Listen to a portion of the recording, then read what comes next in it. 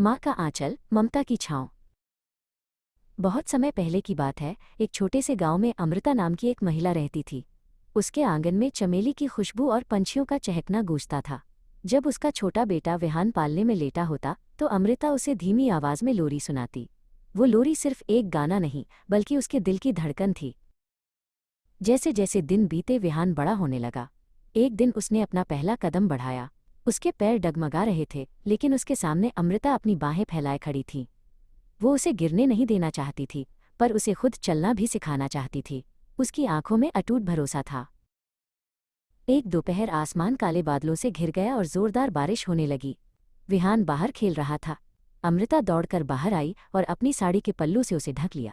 खुद भीगती रही, लेकिन अपने लाल को बारिश की एक बूंद से भी बचा लिया। माँ का प्यार एक अटूट छतरी की तरह था। खेलते खेलते विहान गिर गया और उसके घुटने पर चोट लग गई। वो जोर जोर से रोने लगा। अमृता ने तुरंत उसे अपनी गोद में उठा लिया। उसने बड़े प्यार से चोट पर फूंक मारी और अपना जादू जैसा स्पर्श दिया। विहान का दर्द जैसे पल भर में गायब हो गया। माँ की गोदी दुनिया का सबसे सुरक्षित कोना थी। पढ़ाई का समय आया तो अमृता विहान के साथ बैठती। वो खुद बहुत पढ़ी लिखी नहीं थी, लेकिन वो चाहती थी कि विहान आसमान की ऊंचाइयों को छुए। वो दिए की रोशनी में विहान का हाथ पकड़कर उसे अक्षर लिखना सिखाती। माँ की उंगलियों में भविष्य की लकीरें खींचने की शक्ति थी। समय पंख लगाकर उड़ गया और विहान अब एक नवयुवक बन गया। उसे आगे की पढ़ाई के लिए शहर जाना था। विदाई के वक्त अमृता की आंखें नम थीं, लेकिन होठों पर मुस्कान थी। उसने विहान के हाथ में घर के बने लड्डू और अपनी दुआओं की पोटली थमा दी।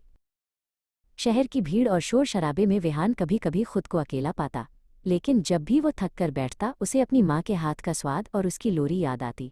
उसे एहसास हुआ कि माँ का प्यार सिर्फ पास होने में नहीं, बल्कि दूर रहकर भी एक ढाल की तरह साथ रहने में है। सालों बाद विहान बड़ा आदमी बनकर अपने गांव लौटा। घर के दरवाजे पर अमृता खड़ी थी। उसके बाल सफ़ेद हो चुके थे और चेहरे पर झुर्रियां थीं, लेकिन उसकी आंखों की चमक आज भी वही थी।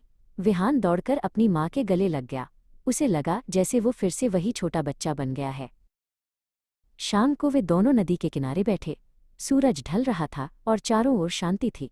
विहान ने अपनी माँ का हाथ अपने हाथों में लिया। वो हाथ अब थोड़े खुरदुरे थे, लेकिन उनमें आज भी वही ममता की गर्माहट थी। वे घंटों बिना कुछ बोले, बस एक दूसरे का साथ महसूस करते रहे। अब विहान की अपनी एक छोटी बेटी है। जब वो उसे सोते हुए देखता है तो उसे अपनी माँ का संघर्ष और प्यार समझ आता है।